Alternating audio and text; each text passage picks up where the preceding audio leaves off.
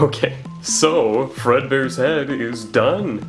At least for the most part. I do want to go back and make a new way to like hold the head up on Crouchy's endoskeleton shoulders because it's kind of heavy the way it is now. As you could tell, this thing is massive. I brought in all the other Five Nights at Freddy's 4 heads I've made so far in for reference, and Fredbear dwarfs them all. And he kind of needs to because Crouchy in general was big, and if I'm using his endoskeleton to make the life-size one, I needed to make Fredbear big, and on top of that, Fredbear is just massive in game. He's an absolute monster, and I feel like I did a good job conveying that, like through his through the sheer size of this like head. So as you can see, like we have all the other ones here, which for reference are about around like big enough. If they were hollowed out, like they would be wearable by a normal person. And then Fredbear is just out here being absolutely huge. His entire head is about the size of my torso. He is just a freaking monster. I can't wait to get the full life-size version done. Here in a bit I'll show you what it looks like with his head on, but I want to make a new way to like keep his head up on his shoulder, because what I have right now is just two rods that go from the endoskeleton's like neck all the way up to the top of Fredbear's head, and it just kind of like holds Fredbear's head on top, like kind of loosely. What I want to do is make a mechanism that kind of clings to like the inside walls of like Fredbear's head. That way they kind of like hold his head up at a more like even way. It would put all the weight kind of like towards where the neck is trying to turn, and just put just a lot less like stress on the motors, because right now it's pretty hard for his head to turn. But yeah, you could see here like all of these heads out in front of him. He is just huge. I had to bring him into my workout room because if I wanted to show him off with like all the other heads in my room, you'd see all like the EVA foam scraps from me like carving out his teeth all over the floor, and it just would have looked like a mess. So I decided I'd spare you guys from that. But I'm very happy with how his head's turning out. I don't know what else to say. I thought Nightmare Foxy turned out really good because of like how accurate he looked, but Fredbear, even if he's not fully accurate, I feel like he looks really good just in general, and I'm really proud of how he turned out so far. And that's not to say I'm like disappointed with how any of these guys turned out, because I think they all look pretty good to an extent. But you know, they all have flaws. I feel like going back to Nightmare Foxy, his like ears like flop way too easily, and they're hard to keep up. So he can be a bit of a pain to try to like move and stuff. But there's another head I brought in here just for another size reference. And that is my original Golden Freddy head that I made about early 2018, so 3 years ago. He's missing an eyebrow.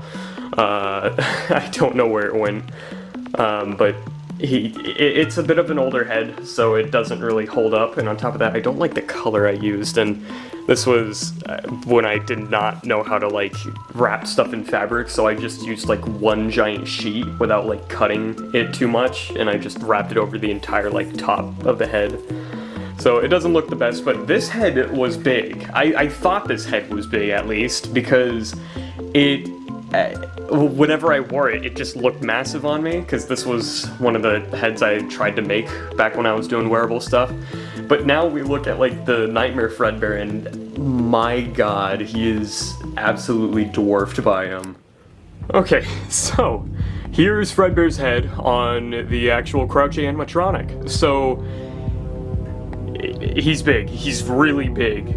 I'll probably put a picture up in case you guys haven't seen this one floating around yet, but when I stand next to him, he's like breathing down my neck. He's huge. And for reference, I'm 6'1". I don't know how big he is to be exact, because all the tape measures I have only go to 6 feet. So I believe he is 7 foot? The original Crouchy animatronic was 7 foot. However, this guy is a little bit taller just because his head kind of sticks up like way more than Crouchy's did because it's just way taller. Honestly, I could probably fit Crouchy's original head inside of this. I get a lot of people asking me. Sorry, there's like hot glue strands all over him still. I get a lot of people like asking me or like telling me like, hey, there's no way you like sleep with this thing in your room. And I just want to like point out the thing that I keep standing on top of whenever I'm doing the movement test and stuff.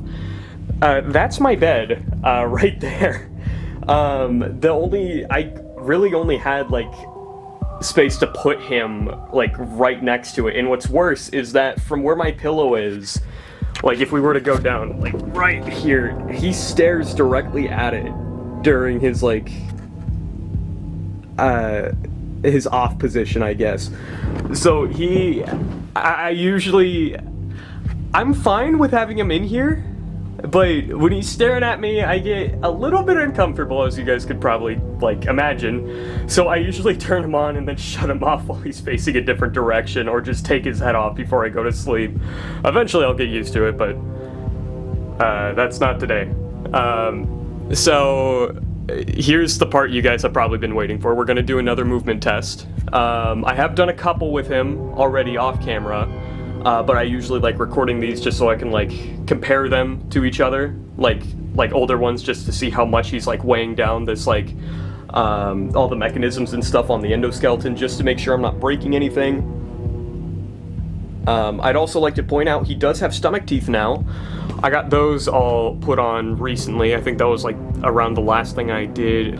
Oh, I ended up using EVA foam, I should probably mention. I used EVA foam and I carved them into like rough teeth. They're kind of jagged looking and they don't really look like how his teeth look in game, but honestly, I don't care. I like how these ones turned out.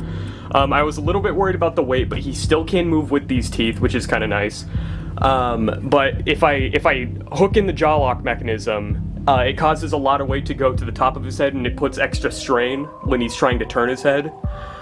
So I decided to like leave that off, and instead he just kind of like turns his head with his body, while his neck mechanism just kind of like rotates inside of his head, just kind of freely. So we're gonna try to do a movement test. Hopefully nothing goes wrong. Because the teeth are there now, I have to reach through this little hole of his to like get the thing to turn on, and then that's a sensor right there. So there he goes. Look at him. He is absolutely massive. He is putting a little bit of strain on that, which is pretty clear to see, but I'm trying to work on that. I'm trying to make a better like mechanism for him to like have his head attached. But the little clunky movements do kind of add a bit of a... They kind of make him look a little bit more menacing, not gonna lie. He moves like an actual like... He doesn't move smoothly. He moves like a broken down animatronic. And that's because if I keep him turned on like this, he will be a broken down animatronic. Hence why I'm trying to make sure I could get like some kind of mechanism, or like not mechanism, a better like way to keep his head on. That way it's not putting as much strain on the motors.